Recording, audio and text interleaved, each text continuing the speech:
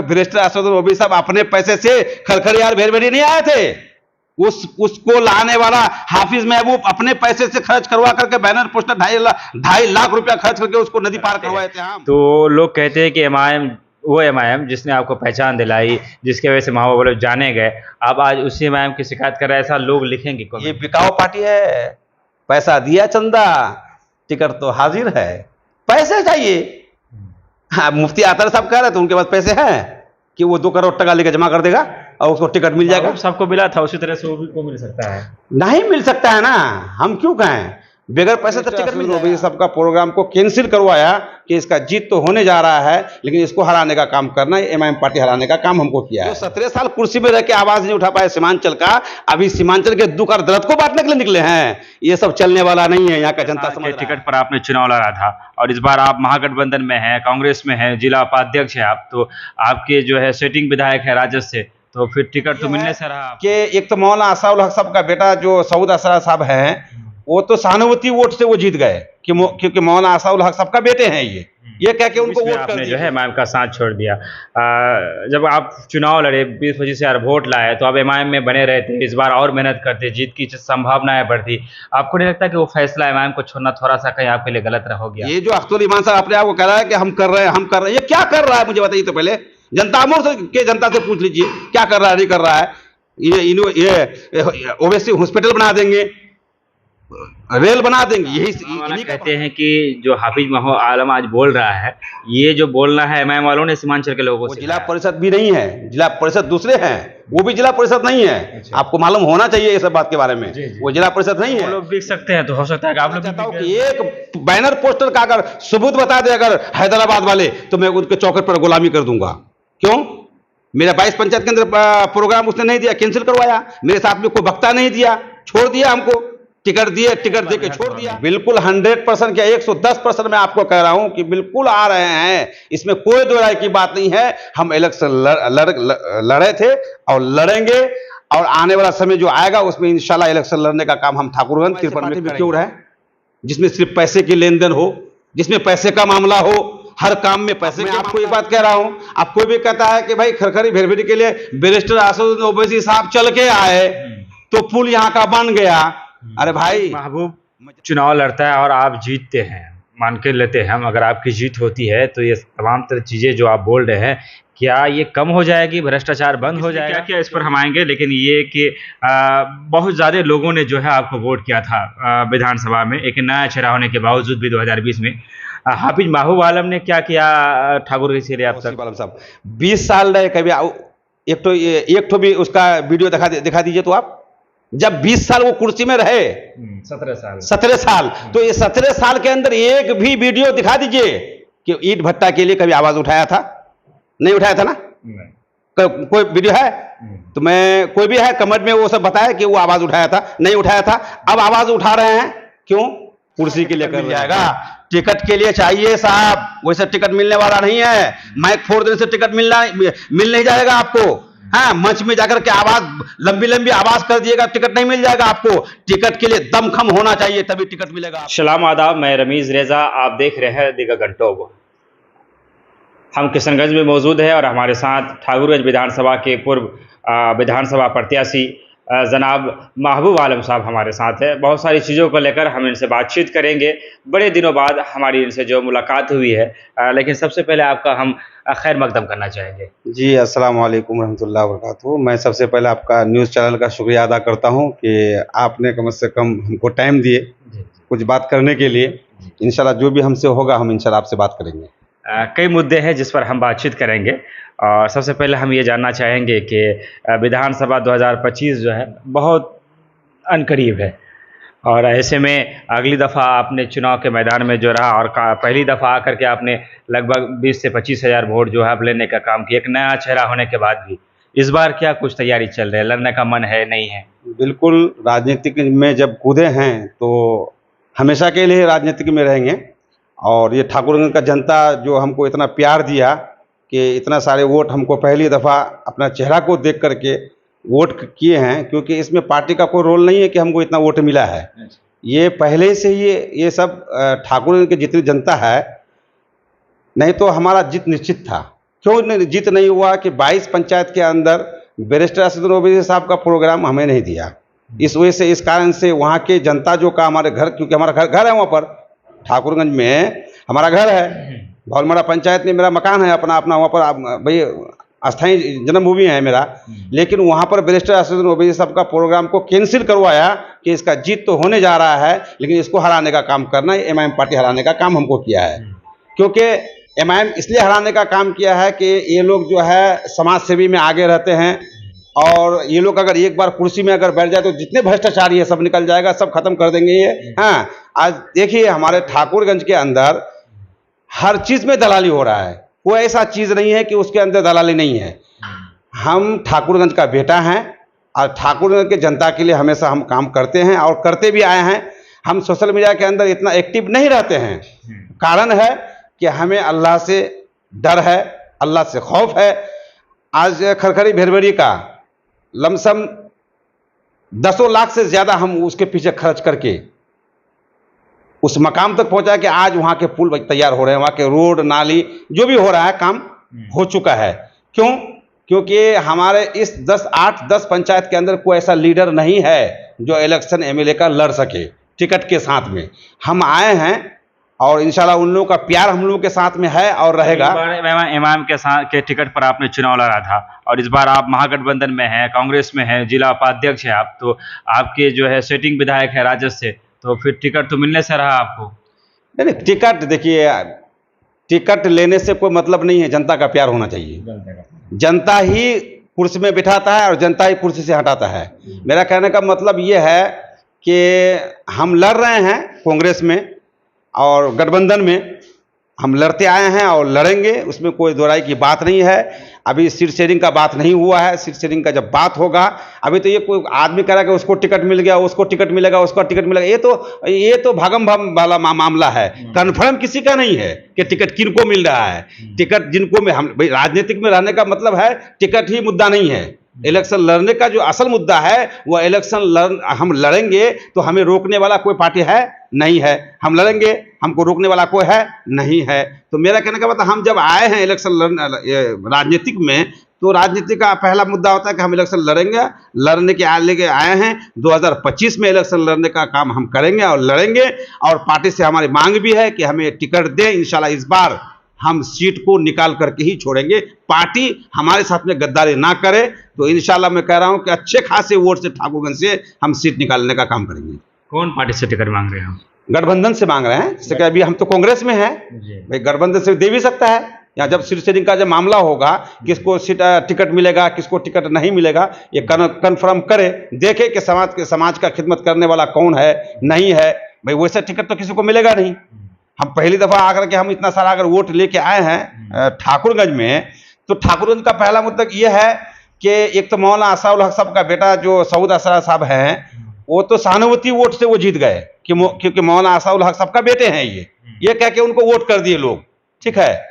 लेकिन हम जो आए थे पहली दफा लोग उनको वोट दिए मौलाना असाउल हक साहब के काम से। अब मौलाना असाउल हक साहब के बेटा को अगर कोई वोट करेगा तो उनके काम के बिना वोट करेगा कि उसने काम कैसा किया है, या भ्रष्टाचारी किया है, या कैसा काम किया है, कैसा काम किया है, तो जनता कहेगा ना। हम क्यों कहें कि कहां पर काम किया है नहीं किया है, नाली का काम, रोड का काम, स्कूल का काम, हॉस्पिटल का काम, जितना सारा जो है जो वादे किए थे वो वादे में उतरे हैं या नहीं उतरे हैं, ये तो ठाकुर का जनता कहेगा, हम क्यों कहेंगे। आप बोल रहे साहब कि हम चुनाव उस बार भी लड़े थे, इस बार भी जो है आपकी तैयारियां चल रही है, टिकट का जो मसला है वो एक अलग दृष्टिकोण है, उसके लिए भी समय का इंतजार भी करना पड़ेगा। लेकिन कई सारे मामले हुए, इस बीच वक्फ का मामला आया, असदुद्दीन ओवैसी साहब ने जो है बिल फाड़ दिया, लेकिन आप कहीं नजर नहीं आए और फिर आज आप बोलते कि हम चुनाव के मैदान में आएंगे। देखिए, वक्फ का बिल हिंदुस्तान के मुसलमानों का ही नहीं है, ये हमारे समाज के हिंदू भाइयों का भी मामला है। वक्फ जो कहते हैं कि आज मुसलमानों का मामला है, ये गलत है, ये सबका मामला है। आज हमारा बारी तो कल आपका बारी। ये वक्फ बिल, अब असदुद्दीन ओवैसी साहब बिल फाड़ दिए। अरे बिल फाड़ दिए तो लोकसभा के अंदर बिल क्यों नहीं रुका? वहां तो रुक जाना चाहिए था ना। आवाज उठाने वाला एक बैरिस्टर असदुद्दीन ओवैसी साहब है, यह डॉक्टर जावेद साहब नहीं है क्या? उसने आवाज नहीं उठाया क्या? और दिगर मुसलमान एमपी है, उसने आवाज नहीं उठाया। एक बैरिस्टर का ये क्या वाहवाही कर रहा है सीमांचल के अंदर कि बिल फाड़ दिए। भाई सुप्रीम कोर्ट जाकर क्यों पहुंचे हम लोग? सुप्रीम कोर्ट में लड़ रहे हैं क्यों? आज हमारे जितने जमीयत उलमाए हिंद का जो है जितने भी दिगर ये है पार्टियां हैं, सब सुप्रीम कोर्ट में जो है लड़ रहे हैं, और लड़के जो है सुप्रीम कोर्ट से लड़के जो है इंशाल्लाह हम लोग का जीत वक्फ बोर्ड का जो मामला है वो हम लोग का पक्ष में आ ही रहा है। आप भाई रोज तो हम लोग मोबाइल में देख ही रहे हैं कि हम जो है वो जो है पक्ष जो है ये जो गंदी राजनीतिक जो अभी कर रहे हैं ये सरकार, ये जो बीजेपी की जो सरकार है, ये तानाशाह की सरकार है, ये बिल्कुल तानाशाही दिखा रहे हैं। इसका मतलब ये है कि अभी वक्फ बिल आया, फिर वहां का मामला कर दिया। हाँ, इन लोग को हिंदू और मुस्लिम करा करके अपने गद्दी में बैठ के रहना चाहता है, और ये हिंदू मुस्लिम करा करके ही यहाँ का राजनीति को चलाना चाहता है। लेकिन हिंदुस्तान का जनता इतना बड़ा मूर्ख नहीं है कि अब बीजेपी का सारा पोल खोलते जा रहा है, एक एक तरफ से करा वही रहे हैं और करवा भी वही रहे हैं, और बदनाम हिंदू और मुस्लिम में करा रहे हैं। आपने विधानसभा चुनाव 2020 में लड़ा था एमआईएम के टिकट पर, उसका लोकसभा चुनाव 2024 में आपने जो है एमआईएम का साथ छोड़ दिया। जब आप चुनाव लड़े 20-25 हज़ार वोट लाए तो आप एमआईएम में बने रहते, इस बार और मेहनत करते, जीत की संभावनाएं बढ़ती। आपको नहीं लगता कि वो फैसला एमआईएम को छोड़ना थोड़ा सा कहीं आपके लिए गलत हो गया? नहीं, कोई फैसला नहीं है। हम एमआईएम छोड़े। एमआईएम हम पहले बहुत अच्छे समझते थे कि एमआईएम क्या है, बहुत अच्छे हैं, लीडर है, बहुत अच्छे समझते। भाई एमआईएम का अभी अच्छा नहीं है। अभी क्या, कभी अच्छा नहीं है। अच्छा। अभी का बात क्यों कह रहे हैं? कभी अच्छा नहीं है। मेरा बात कहने का मतलब है कि ठीक है, हैदराबाद से चल के यहाँ पर आया, उसने कमरुल हुदा साहब को 9 महीने का एमएलए बनवाया, पहला। दूसरा बार 5 सीट फिर जीता, सीमांचल का जनता ने जिताया। लेकिन साहब आप एक भी एमएलए को रख पाए? इलावा हमारे सदर साहब जो कह रहे हैं अब्दुल ईमान साहब, अभी वही अकेला है ना। कौन है पुराने? सब छोड़, मैं आपको गिना के बताता हूँ। मासूम रजा छोड़ दिए, हम छोड़ दिए, कमरुल हुदा छोड़ दिए, इजारा एसपी अनजाने में वो लोग एमएलए बन के, चलो वो लोग बिक लोग आवाज उठा रहे हैं कि वो लोग बिक गए हैं। तो हम लोगों को कौन सा पार्टी ने पैसा दिया था, या कांग्रेस वाला या गठबंधन वाला हम लोगों को पैसा दिया कि तुम पार्टी छोड़ के हमारे पास आ जाओ? या ऐसा कोई मामला नहीं है, ये भ्रम है। अगर वो लोग बिक सकते हैं तो हो सकता है कि आप लोग भी बिक गए होंगे।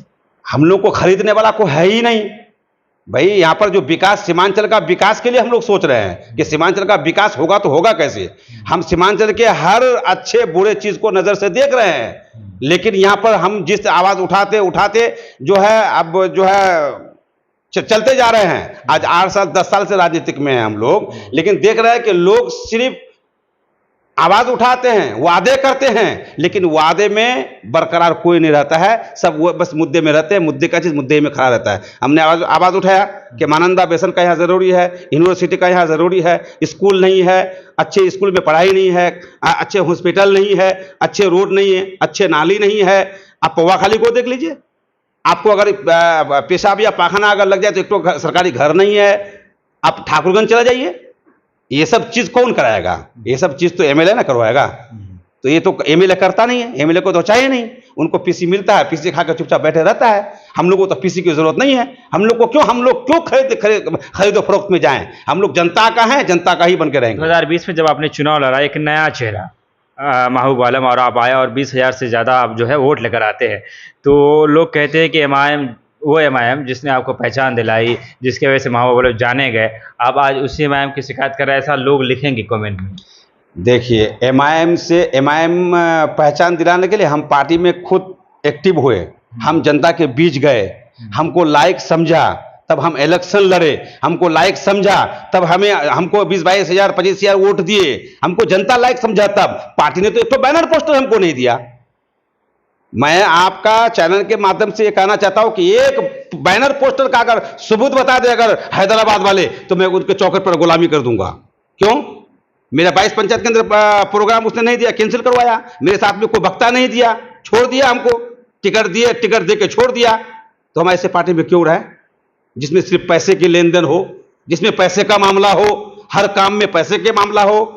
अब मैं आपको एक बात कह रहा हूं, अब कोई भी कहता है कि भाई खरखरी भेरभेरी के लिए बैरिस्टर असदुद्दीन ओवैसी साहब चल के आए तो पुल यहां का बन गया। अरे भाई, मैं जनता को कहना चाहता हूं कि बैरिस्टर असदुद्दीन ओवैसी साहब अपने पैसे से खरखरी यार भेरभेरी नहीं आए थे। उसको लाने वाला हाफिज महबूब अपने पैसे से खर्च करवा करके बैनर पोस्टर 2.5 लाख रुपया खर्च करके उसको नदी पार करवाए थे हम। कहाँ खर्च हुआ था 2.5 लाख? भाई बैनर पोस्टर में हुआ, जिस तरह से जो है वहां पर जो है उस खरखरी में ये जो बना था पिंडाल, इस पार का जो पिंडाल है, ये जितना तेल का खर्च है, जितना सारा पैसा लेकर के जो है ये वादा मुहादा हुआ था, तब हम आगे किए थे ये सब बात। तब वहां का तो कैंसिल करवा दिया था। यहाँ के जनता को तो समझना चाहिए। ये जो अख्तर ईमान साहब अपने आप को कह रहा है कि हम कर रहे हैं, हम कर रहे हैं, ये क्या कर रहा है मुझे बताइए तो पहले। जनता जनता से पूछ लीजिए क्या कर रहा है, नहीं कर रहा है। ये ओवैसी हॉस्पिटल बना देंगे, रेल बना देंगे, यही इन्हीं का भाषा था ना। आप लोग जो है मीडिया वाले हैं, तो आप लोग तो ये चीज का सवाल तो नहीं उठाते हैं ना कि आप जो 2020 में जो इलेक्शन हुआ था, तो उस इलेक्शन में बैरिस्टर असद ओवैसी साहब ने वादा क्या क्या किया था, उस वादा में एक तो वादा में उतरे हैं। उनके विधायक तो नहीं रहे, वो लोग कहते हैं। ठीक है, नहीं रहे तो आपको जनता तो आपका है ना, आपको तो जनता के लिए काम, एक तो विधायक था ना भाई। आपको अगर हॉस्पिटल बनाने का था तो जनता उसमें पार्टी से क्या मतलब है। हम और भी बना सकते थे, कहीं भी बना सकते। आपने वादा किए, एक तो भी कोई काम तो किया, एक तो कम से कम कई बार बैनर तो खड़ा कर देते ना आप, कह रहे भाई यहाँ पर बनेगा, यहाँ हम जमीन ले लिए हैं, यहाँ के मुसलमानों के लिए हम लोग इतना सारा काम कर रहे हैं, लेकिन कोई काम तो आज तक किया नहीं। कहाँ किया, नहीं किया, और जिंदगी में नहीं करेगा। इमाम वाला कहते हैं कि जो हाफिज महबूब आलम आज बोल रहा है, ये जो बोलना है इमाम वालों ने सीमांचल के लोगों को सिखाया है। बोलना जिसको खुद जो गोंगे है ना, वो गोंगा ही रहता है, वो बोलना नहीं। क्योंकि अभी मैं आपको एक सवाल छोड़ रहा हूं। मैं आपको ये बात कहता हूं कि सऊद असरार साहब है, क्यों नहीं बोल पा रहे हैं? वो तो विधायक में है ना, नहीं है विधायक में, और दीगर एमएलए लोग हैं, क्यों नहीं बोल पा रहे हैं? कारण क्यों है? कोई किसी को बोलना सिखाने की जरूरत नहीं है। जो अगर बोलेगा ना, वो खुद ब खुद बोलेगा। उसकी आवाज को दबाने की जो कोशिश करेगा, वो कभी नहीं दबेगा। वो हक के लिए लड़ेगा, और हक के लिए लड़े हैं और लड़ेंगे, और आखिरी सांस तक हम जनता के लिए लड़े हैं, अल्लाह जनता के लिए लड़ेंगे। चलिए, किसने क्या किया इस पर हम आएंगे, लेकिन ये कि बहुत ज़्यादा लोगों ने जो है आपको वोट किया था विधानसभा में, एक नया चेहरा होने के बावजूद भी 2020 में। हाफिज महबूब आलम ने क्या किया ठाकुरगंज के लिए अब तक? हमने ठाकुरगंज के लिए आपको तो गिना ही दिए कि भाई आज खरखरी भेरबिल का पुल का जो मामला है, रोड नाले का जो मामला है, हम तो क्योंकि विधायक तो है नहीं कि हम आपसे झूठे वादा कर सकते हैं। हमको जो आवाज उठाने का है, एमएलए को जो बात कहने का है कि ये जरूरी है, फना जरूरी है, फना जगह रोड नहीं है, फना जगह पुल नहीं है, हम कह सकते हैं। एमपी साहब को करवाए हैं, कहे हैं सुख दुख का लोगों के साथ में राहत सामग्री का सामान। आप तो देखे हैं कि जब भी कोई आपदा अगर आए तो हाफिज महबूब साहब वहां खड़े पाए, हाफिज महबूब साहब राहत सामग्री का सामान बांटे, लोगों के दुख सुख में जाकर हाजिर हुए। कहीं घर जल गए, कहीं कुछ हुआ, कहीं बाढ़ हो गए, कहीं क्या हो गया, सब जगह में हाफिज महबूब है। तो हम जनता के साथ में है ना, हम जनता के साथ में है। जनता हमें वोट किया है, जनता कुर्सी ही में बैठाएगा और जनता कुर्सी से हटाएगा। तो हम जनता के लिए अगर अच्छा काम करेंगे अगर, तो जनता हमको वोट क्यों नहीं करेगा? ये तो सवाल बनता है ना। तो इंशाल्लाह हमें उम्मीद है कि आ रहे हैं इस बार विधानसभा में। बिल्कुल 100% क्या 110% मैं आपको कह रहा हूं कि बिल्कुल आ रहे हैं, इसमें कोई दो राय की बात नहीं है। हम इलेक्शन लड़े थे और लड़ेंगे, और आने वाला समय जो आएगा उसमें इंशाल्लाह इलेक्शन लड़ने का काम हम ठाकुरगंज 53 में करेंगे। ये जनता का प्यार हम बता रहे हैं आपको। हम लोग इतना मायूस हो चुके हैं कि हाफिज महबूब साहब जो है गम से इलाका को छोड़ कर रखे हैं भाई। हर सुख दुख में, हर जब भी कोई परेशानी हो, हाफिज महबूब के पास जाते थे तो वो दुख दूर हो जाता था। लेकिन जब इलेक्शन में हार गए तो बेचारा मायूस हो गए। वहां का जनता का प्यार है ऐसा। इंशाल्लाह हाँ, जनता जिताएगा हमको, हर हाल में जिताएगा। ऐसा कौन सा बात है? हमारा ठाकुरगंज में देख लीजिए आप, हमारे ठाकुरगंज में सऊद असरार को देख लीजिए आप। नौशाद साहब एक वक्त के मिनिस्टर को हमने हराने का काम किए। भले ही सऊद असरार साहब जीत गए, लेकिन पहली दफा पहली टर्म में आकर के पहला चेहरा, नया चेहरा के बात आप जो कह रहे हैं कि नए चेहरे में, हम तो वक्त के मिनिस्टर को हराए हैं, वक्त के मिनिस्टर के बराबर वोट लेके आए हैं। और आप बोल रहे कि हमने क्या किया? वैसे जनता वोट दे देता है क्या? वक्त के मिनिस्टर को वैसे हरा दिया। हम क्यों हरा दिए? कारण है ना, हम समाज के लिए इतना किए हैं, और जरूरत पड़ेगा हमारा आखिरी खून का कतरा अगर जनता को हम देने के लिए तैयार हैं। हम सीमांचल के हर हिंदू मुस्लिम को अगर हमारी खून की भी अगर जरूरत पड़े तो हम अपना खून देने के लिए तैयार हैं। हम लड़ेंगे, हमको जनता बिठाएगा। हमें यकीन है कि जनता हमको एक ना एक दिन हमको कुर्सी में बिठाएगा। हालांकि एक मुद्दा चल रहा है अभी पूरे सोशल मीडिया में, आप देख रहे होंगे कि ईंट की जो कीमतें जो है सरकारी रेट से जो ज़्यादा में वो मुद्दा उठाया गया है। तो ऐसे में लोग, चूँकि आप जिस इलाके से आते हैं उस इलाके में बालू का जो खनन काफ़ी ज़्यादा हो रहा है, और घर बनाने के लिए ईंट की ज़रूरत पड़ती है, उसके साथ साथ बालू भी उतना महत्वपूर्ण होता है। तो बालू का दाम भी सरकारी रेट में मिलता है, और आपका ठाकुरगंज खनन खास करके माइनिंग के लिए जाना जाता है। जगह जगह पर जो है माइनिंग वाले ये करते हैं, और जगह जगह बालू खनन होता है। तो इसको लेकर क्या दृष्टिकोण है आपका? देखिए, मैं यही बात कहना चाहता हूँ, ये ईंट का आवाज़ उठाया किसने है? पूर्व विधायक तौसीफ आलम साहब। 20 साल रहे, कभी एक तो भी उसका वीडियो दिखा दीजिए तो आप। जब 20 साल वो कुर्सी में रहे, 17 साल, तो ये 17 साल के अंदर एक भी वीडियो दिखा दीजिए कि ईंट भट्टा के लिए कभी आवाज उठाया था? नहीं उठाया था ना? कोई वीडियो है? तो मैं, कोई भी है कमेंट में वो सब बताया कि वो आवाज उठाया था? नहीं उठाया था। अब आवाज उठा रहे हैं, क्यों? कुर्सी के लिए कर रहे हैं। उसको भी विधायक बना दीजिए, खामोश रहेंगे कुर्सी में बैठ करके, क्योंकि उनको पीसी की जरूरत है ना, वो पीसी खाने के लिए। जो 17 साल कुर्सी में रह के आवाज नहीं उठा पाए सीमांचल का, अभी सीमांचल के दुख और दर्द को बांटने के लिए निकले हैं। ये सब चलने वाला नहीं है, यहाँ का जनता समझ रहा है। ये सब जनता, हाँ भले ही आप नया चेहरा होते, आवाज उठाते तो हम उठाते हैं। हम तो भाई ईंट का कीमत है 5500 रुपया, सरकारी जो रेट है, तो उसी रेट में सिर्फ तौसीफ साहब ही क्यों, अख्तरुल ईमान साहब कहां चले गए?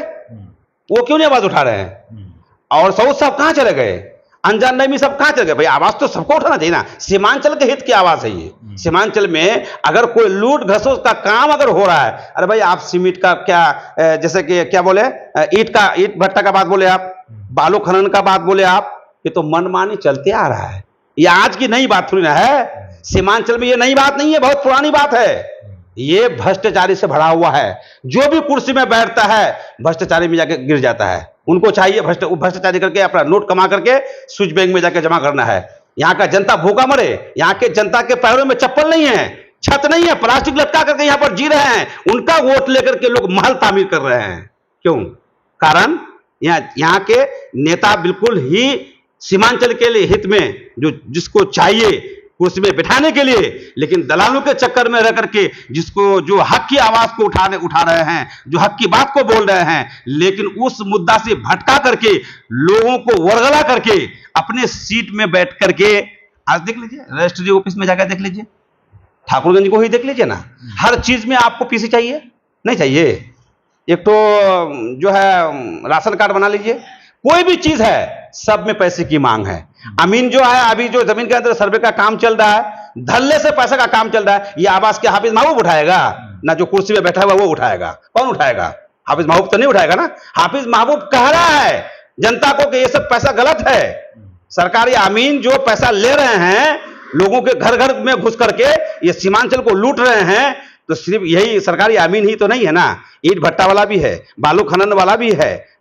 आपके ठाकुरगंज का, हमारा ठाकुरगंज का जो ये है विधायक, उनको तो चाहिए ना।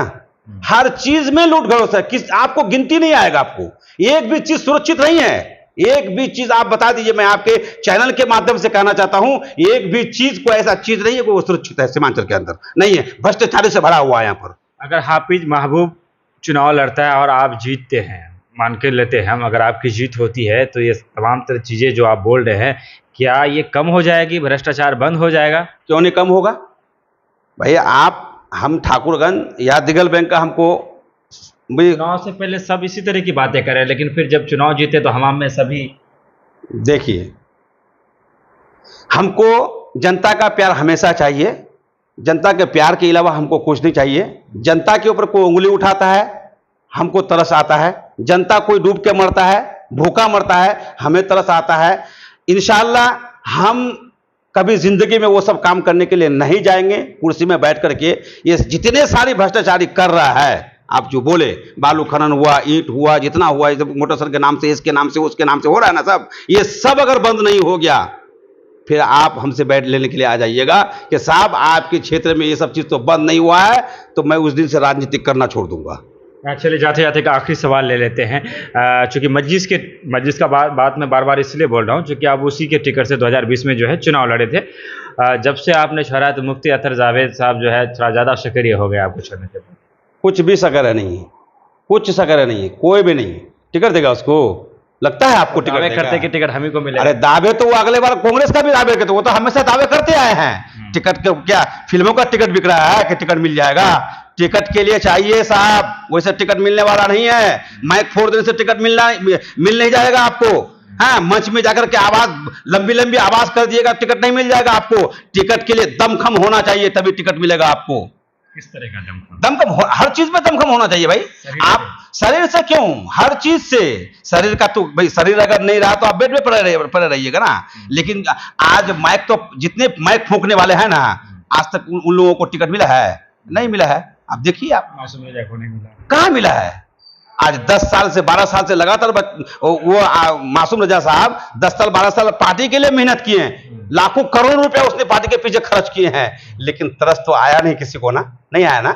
ये बिकाऊ पार्टी है, पैसा दिया चंदा, टिकट तो हाजिर है, पैसे चाहिए। हाँ, मुफ्ती अतर साहब कह रहे थे उनके पास पैसे हैं कि वो 2 करोड़ टका लेकर जमा कर देगा और उसको टिकट मिल जाएगा। सबको मिला था, उसी तरह से वो भी को मिल सकता है। नहीं मिल सकता है ना, हम क्यों कहें? बगैर पैसे तो टिकट मिल जाएगा।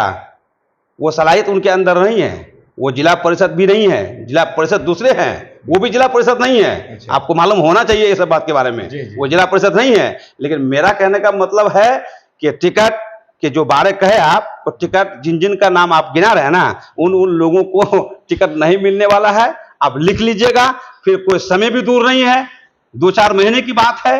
आप देख लीजिएगा कि इलेक्शन में कौन कौन लड़ रहा है। चलिए, बहुत बहुत शुक्रिया, आपने काफ़ी अपना कीमती वक्त समय देने के लिए।